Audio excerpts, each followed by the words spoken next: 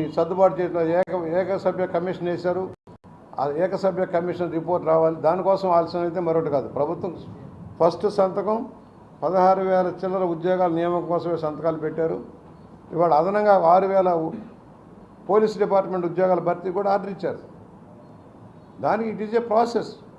నువ్వు 5 ఏళ్ళు ఏం చేసావు? మేము వచ్చి 6 నెలలు కాల పని ప్రారంభించాం. ఇవాళ పరిశ్రమలు వస్తున్నాయి, పెట్టుబడులు వస్తున్నాయి, భారీగా కేటాయింపులు వస్తున్నాయి, మొదలవుతుంది. It may take 2 years. ఉద్యోగాల కల్పన పూర్తి అయ్యేటప్పటికి 2 సంవత్సరాలు పడుతుంది. 20 లక్షల ఉద్యోగాలు పూర్తి 5 ఏళ్ళు పడుతుంది. అందువల్ల ప్రైవేట్ రంగంలో ప్రభుత్వ రంగంలో అనేది లెక్క చేయకుండా ఉంటే అది సక్రమంగానే అమలు అవుతుంది. కూటమి నేతలను ప్రజలు అసహించుకున్నారు, వాళ్ళు రోడ్ల మీద తిరిగే పరిస్థితి అని చెప్పిన మాజీ మంత్రి రోయ్ గారు. అందుకనే 11 సీట్లకు పరిమితం అయ్యాయి. నీ ఊర్లోనే 4 ఉండట్లా వలసలు పట్టిపోతున్నారు కదా. నీ పార్టీ నేతలంతా వలసలు ఎందుకు పడుతున్నారు? నీ మీద నమ్మకం ఉంటే, ఎన్డీఏ ప్రభుత్వం మీద అసమ్మతి ఉంటే నీ నేతలు ఎందుకు ఒక్కొక్కరు దారి మొక్కం చాటేస్తున్నారో సమాధానం చెప్పు. బతిమలాడుకుంటున్నావు. ఏనాడైనా నీ తాడేపల్లి ప్యాలెస్లో జనాన్ని కలిసావా? నాయకులను కలిసావా? ఎమ్మెల్యేలను కలిసావా?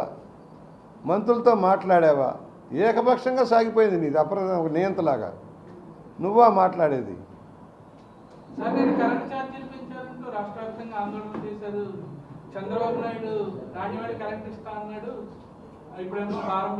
నువ్వు చేసిన అరాచకం వల్ల ఈ పరిస్థితి వచ్చింది.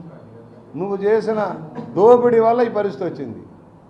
నీ అరాచక దోపిడీ విధానం వల్ల విద్యుత్ రంగం కొనారిల్లే పరిస్థితి వచ్చింది. మళ్ళీ నిలబెడుతున్నావు ఇవాళ.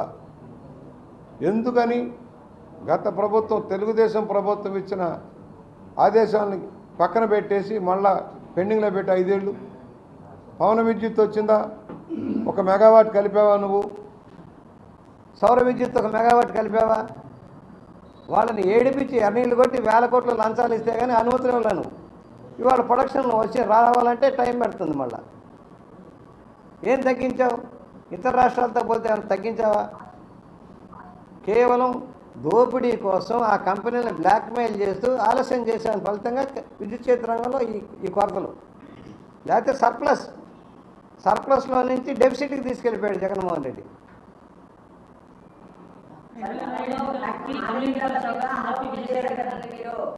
ఏదమ్మా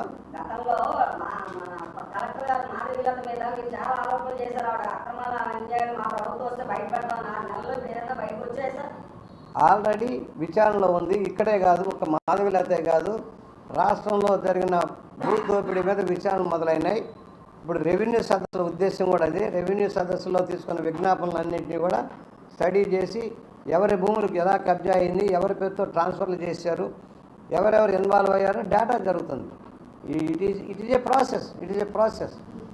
ఎందుకంటే సర్వే నెంబర్లు మార్చేశారు, యాజమాన్యాలు మార్చేశారు, కబ్జా చేశారు భయంకరంగా. అసలు నేను కూడా ఊహించలా. ఏదో మన దగ్గర కొన్ని భూముల్లో అనుకున్నా కానీ రాష్ట్ర వ్యాప్తంగా ఇంత దోపిడీ ప్రజలు ఎందుకు తిరగబాటు చేసి ఇంటికి పంపించారో నాకు అర్థమవుతుంది. మీరు చేసిన ఈ అక్రమాల వల్లే ప్రజలంతా ఓట్లు వేసి భారీ మెజార్టీలతో మమ్మల్ని అందరినీ గెలిపించారు. ఏదమ్మా 27లో జమిలీ ఎన్నికలు రాబోతున్నాయి, మా కార్యకర్తలంతా సిద్ధంగా ఉండాలని చెప్పి విజయసాయి రెడ్డి గారు. మంచిదే. వాళ్ళు ఎంత త్వరగా వద్దామని వాళ్ళు చూస్తారు. కేంద్రం రాష్ట్రాలు అనేక పార్టీలు ఒప్పుకోవాలి. ఒక జాయింట్ కమిటీ వేశారు. వాళ్ళు విచారణ చేయాలి, రాజ్యాంగంలో సవరణ కావాలి. ఒక సవరణ కాదు, అనేక సవరణ చేయాలి.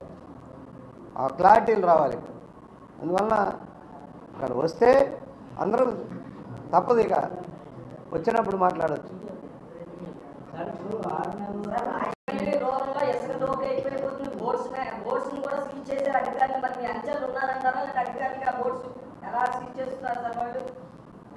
బోట్లు యజమాన్యాలు తప్పు చేస్తే వాళ్ళు సీజ్ చేస్తారు. ఎవరు చెప్పాడు నా అంచుడని? నువ్వు చెబుతావా? నువ్వు చెబుతావా నా అంచుడని? బయట అనుకునేది ఎవరు అనుకుంటున్నారు? ఆ బ్రిడ్జ్ దగ్గర నిబంధనలకు వ్యతిరేకంగా తిరుగుతున్నా పట్టించుకోవట్లేదు. బాబు డిపార్ట్మెంట్ ఉంది, మైనింగ్ డిపార్ట్మెంట్ ఉంది, ఇరిగేషన్ డిపార్ట్మెంట్ ఉంది, కలెక్టర్, రెవెన్యూ ఉన్నారు, వాళ్ళంతా చూసుకుంటున్నారు. మీరు ఊరికి ఆరోపణలు చేసినప్పుడు ఆలోచించి చేయండి. నోటుకు వచ్చినట్టు మాట్లాడటం సరైనది కాదు. నువ్వు తమ్ముడు గోదావరి బ్రిడ్జ్ దగ్గర నిబంధనలు చేస్తుంటే మరి ఎమ్మెల్యే అనుచరులు ఏం చేస్తున్నారు? మరి వాళ్ళని నియంత్రించక్కర్లేదా? ఎవరు చెప్పారు ఆ ఎమ్మెల్యే అనుచరుడు అని? నోటుకు వచ్చినట్టు రాస్తే ఊరుకునేది లేదు.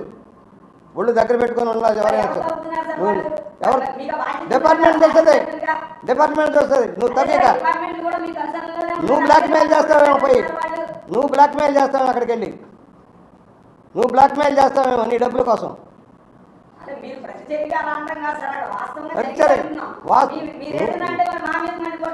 మీ మీద కాదు, నీలాంటి వాళ్ళ మీద, అందరి మీద కాదు.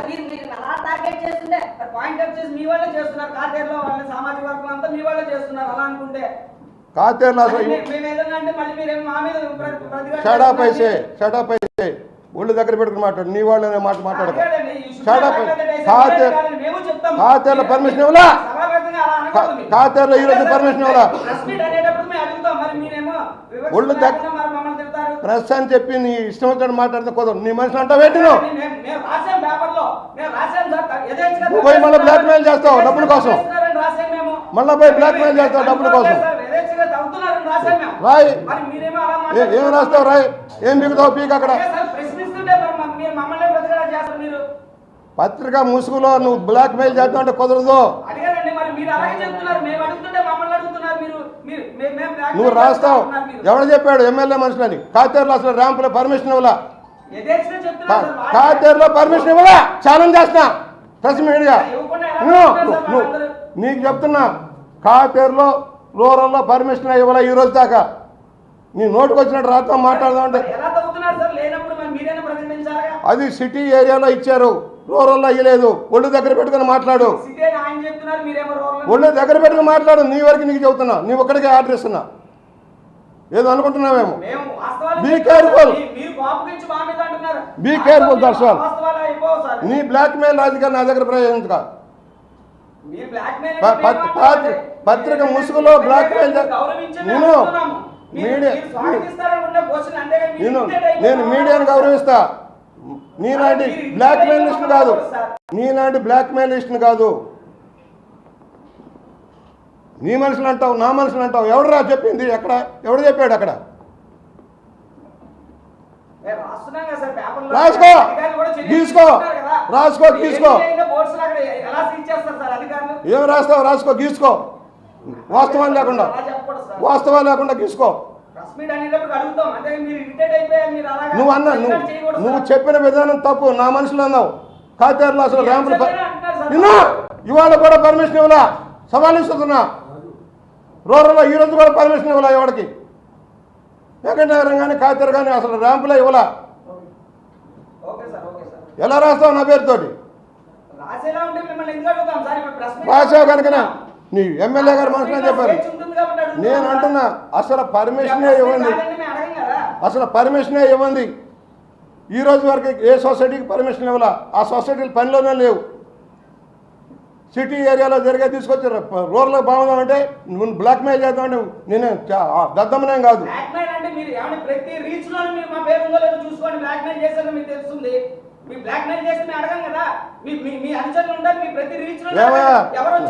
ఎవరు వెళ్ళి నువ్వు ఎవరెవరి దగ్గర అన్నీ ఉన్నాయి. ఎవడండి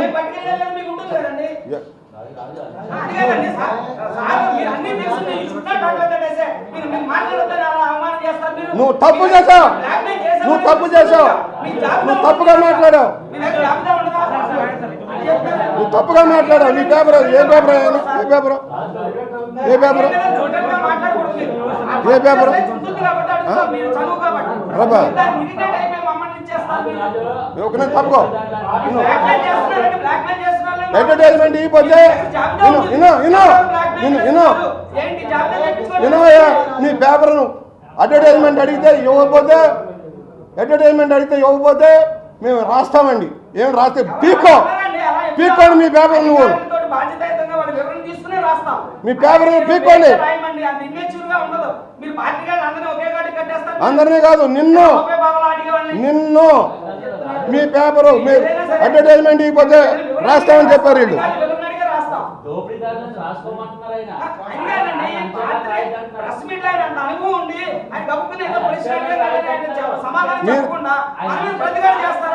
అడ్డమైన రాతలు రాసి రాజా నేను సీనియర్నే, అడ్డమైన రాతలు రాద్దామంటే తాళరెడ్డి నేను సిద్ధంగా లేదు. I don't care for you. మీ వాళ్ళే వచ్చి అడిగారు, నేను అడ్వర్టైజ్మెంట్ నీ పేపర్ సర్క్యులేట్ ఎంతో నాకు తెలియదు, నీ పేపర్కి అడ్వర్టైజ్మెంట్ ఎంత ఇవ్వాలో నాకు అనవసరం. ఇవ్వకపోతే బ్లాక్మెయిల్ చేసి మేము రాస్తామండి, ఇదే పేపర్ రాస్తామండి మేము మీ మీద, ఏం పీకుతారు నన్ను రాసి.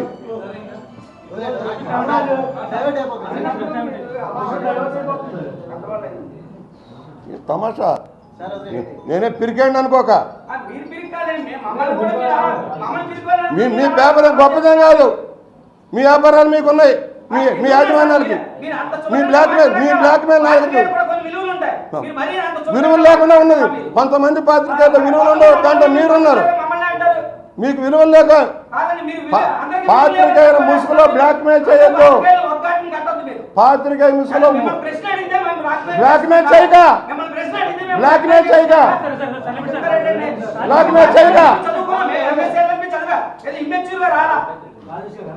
మేము చదువుకున్నాం, మాకు విజ్ఞానం ఉంది.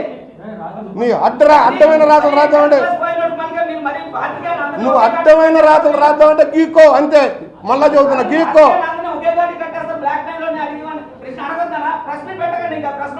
నువ్వు రాగా నువ్వు బ్యాకేజ్ చేయి, నువ్వు రాగా నువ్వు రాసుకో, ఏం రాసుకుంటావు రాసుకో, ఏం బీక్కుంటావు బీక్కో.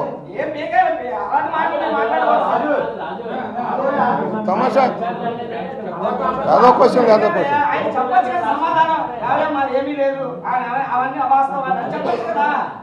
నువ్వేమో బురదేద్దాం నేను తుడుచుకుంటా, నువ్వు బురద నేను తుడుచుకుంటా, నువ్వు బురదేద్దాం నేను తుడుచుకుంటా. చాలు ఆపు, చాలే చాలే, నేను ఇరిటేట్ కాదు.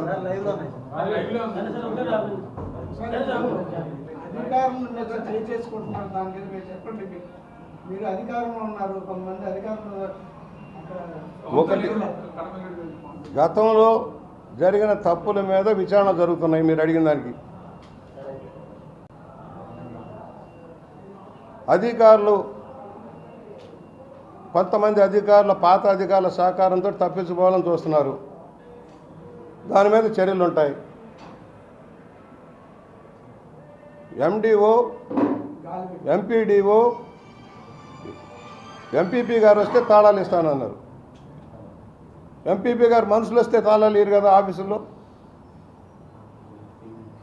దానికోసం కొట్టి హింసించడం నేరం కదా. వాళ్ళ మీద చర్యలు తీసుకుంటే అమ్మో ఘోరం నవరం అంటున్నారు. ఇవాళ బియ్యం దొంగతనం చేశారు, లక్షల టన్నుల బియ్యం వెళ్ళిపోతుంది, సామాన్యుడికి అందాల్సిన బియ్యం అందట్లేదు. దాని మీద చర్యలు తీసుకుంటే అమ్మో మా మీద కక్ష సాధింపు అంటున్నారు.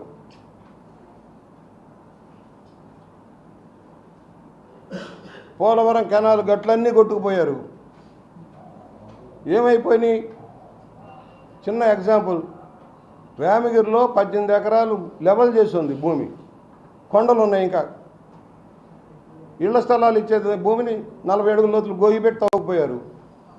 మళ్ళీ అదే కలెక్టర్ గారు 1,70,00,000 ఖర్చు అయింది పోడ్చడానికని మళ్ళీ బిల్లు పెట్టారు. ఏమనాలి దాన్ని? ప్రశ్నిస్తే అన్యాయం అంటారు.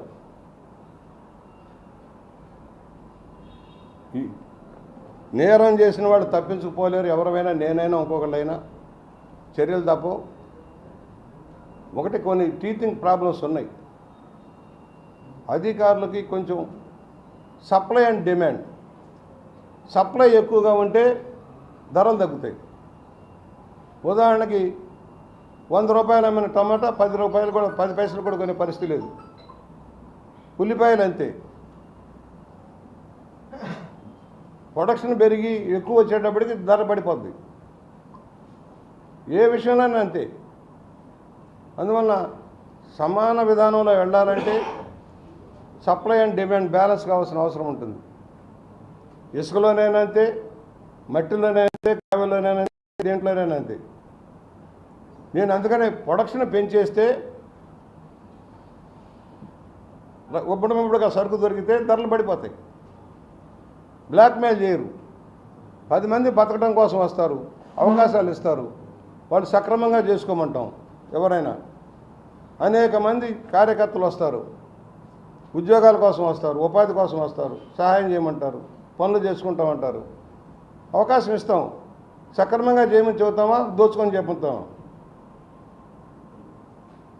వేలాది మంది ఉంటారు, కార్యకర్తలు ఉంటారు, వాళ్ళు నిస్వార్థంగా పనిచేసిన వాళ్ళే. ఒక దారి చూపించాలి. దాన్ని తీసుకొచ్చి మాకు పంపుతాం అంటే అది సరైనది కాదు. లక్షలాది మంది అభిమానులు ఉంటారు రాష్ట్ర వ్యాప్తంగా. ఇక్కడేముంది? ఇది ఆవేశపడ్డానని కాదు, అది మాట్లాడు. ఏదమ్మా మేము ఇదే ఇసుక ఫ్రీ ఇసుక అప్పుడు చెబుతున్నా 15 నుంచి 1800 రూపాయలు పడవాళ్ళకి ఇచ్చేవారు. కిరాయి ఒక 800 పెట్టాం. 26-2800కి చేరిపోయింది ఆ రోజుల్లో. 18-19 మధ్యలో ఇసుక దొరికిపోయేది. అదే బాట ఖర్చులు 300 రూపాయలతోటి, లారీ కిరాయి 1200తోటి 1500తోటి కడియ మండలం దొరికేది.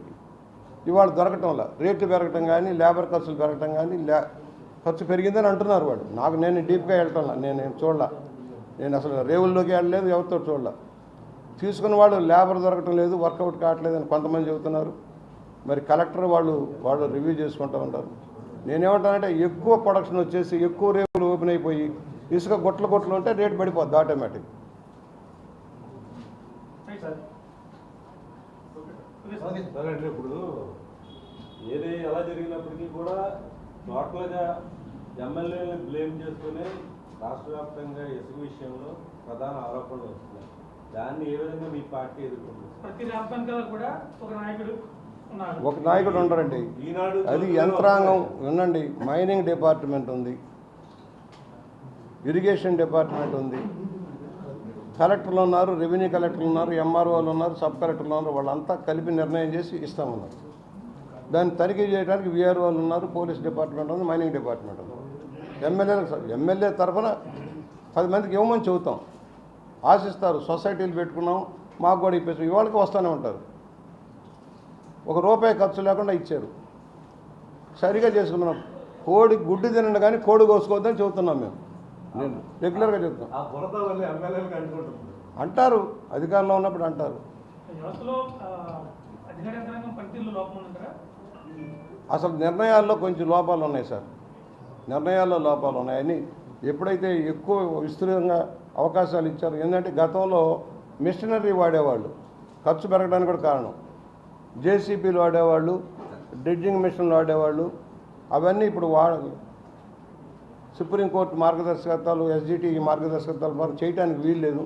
దానివల్ల ఖర్చు పెరిగిపోయిందని అంటున్నారు. లేబర్ ఖర్చు పెరిగింది. అవన్నీ బాట ఖర్చులు అన్నీ మళ్ళీ డబుల్. ఇదివరకు డైరెక్ట్గా లిఫ్ట్ చేసేవాళ్ళు ఇప్పుడు కాదని చెప్తున్నారు. దానివల్ల పెరిగిందని చెప్తున్నారు. సార్, అంటే ఇప్పుడు బిల్డర్లు కానీ సామాన్యులు కానీ వైసీపీ హయాంలో లారీ అంటుంది, ఇప్పుడు టీడీపీ హయాంలో అంటుంది. ఉచిత ఇసుక ఇవన్నీ వాళ్ళకి అవసరం లేదు. కానీ ఈ విధంగా చూసి కంపేర్ చేసుకుంటారు కదా, అది ఒక రకంగా ఉచితంగా ఇస్తున్నారు. నేను చెప్పా కదా, 14-19 మధ్య నేనే మానిటర్ చేసిన రోజుల్లో 2800కు చేరిపోయింది. అది ఇసుక ఇవాళ 5000 కూడా పైన దాటిపోతుంది. మాకు తెలుసు, అవన్నీ ఆలోచన చేస్తున్నాం. బిల్డర్లుగా వాళ్ళతో మాట్లాడుతున్నాం. నేను బిల్డర్గా పనిచేశాను. మాకు ఈ ఖర్చులు పెరగడానికి కారణం ఏంటి? ఉదాహరణకి 1975 రూపాయలు ఇస్తున్నారు పడవకని చెప్తున్నారు. అక్కడి నుంచి తెచ్చి మళ్ళీ గట్టు మీద పోసిన దాని ఖర్చు, గట్టు మీద తీసి పోసిన దాని ఖర్చు, లారీ కిరాయిలు అదనంగా వస్తుంది. దానివల్ల పెరిగిపోతున్నాయి. ఇప్పుడు ట్రాక్టర్లు ఉచితంగా ఇస్తున్నారు. నాకు తెలిసి రోజు 300-400 ట్రాక్టర్లు అని వెళ్తే లోడ్ చేసుకోవడం ఖర్చు, లోడ్ ఖర్చులు మాత్రమే ఉన్నాయి. వాడు 3500 తెచ్చి బయట అమ్ముతున్నాడు ట్రాక్టర్ ఉచిత ఇసుక. వాడు ఉచితంగానే తీసుకెళ్తున్నాడు కదా, వాడు ఉచితంగానే తీసుకెళ్తున్నాడు.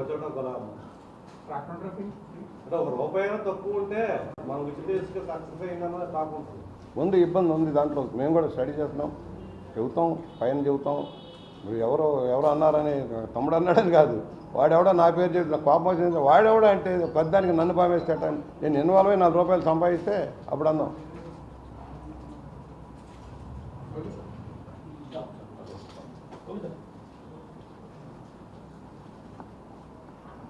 నాకెందుకంటే ఇప్పుడు నేను అన్నాను కాదు, నన్ను బ్లాక్మెయిల్ చేస్తే అడ్వర్టైజ్మెంట్ ఇవ్వమని 42 ఏళ్ళ అనుభవం ఉంది నాకు. చేశారు, ఇచ్చాను అప్పటికి. నేను కొట్టుకురావాలి జేబులు. మీ దగ్గర కూడా వస్తారు నన్నే అడగగలిగే శక్తి వస్తే ఇంకేముంది.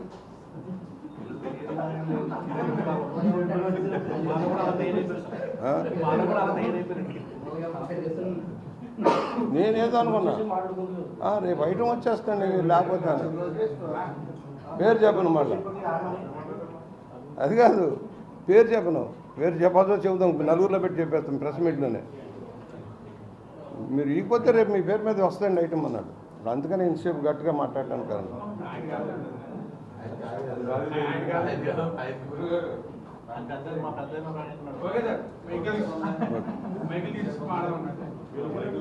మైకిల్ తీయండి. ఇప్పుడు మైకిల్ రికార్డ్ చేస్తే మాత్రం ఏముంది. మీడియా ప్రెస్ మీట్ తర్వాత రేపు మా కార్యకర్తలందరికీ సన్మానం, ఇన్నేళ్ళు నన్ను భరించినందుకు మా కార్యకర్తలకి రేపు కొంచెం భోజనం పెట్టి ఇది అనుకున్నాం. మీరు అందరూ రండి, తర్వాత మళ్ళీ మనం కూర్చుందాం. కానీ రేపు మీరు కూడా అక్కడే భోంచండి. చెరుకూరులో భోజనాలు కూడా అక్కడే భోంచాలండి. ఏమి లే, కష్టపడ్డ వాళ్ళకి కొంచెం చిన్న శిక్ష సత్కారం చేద్దాం.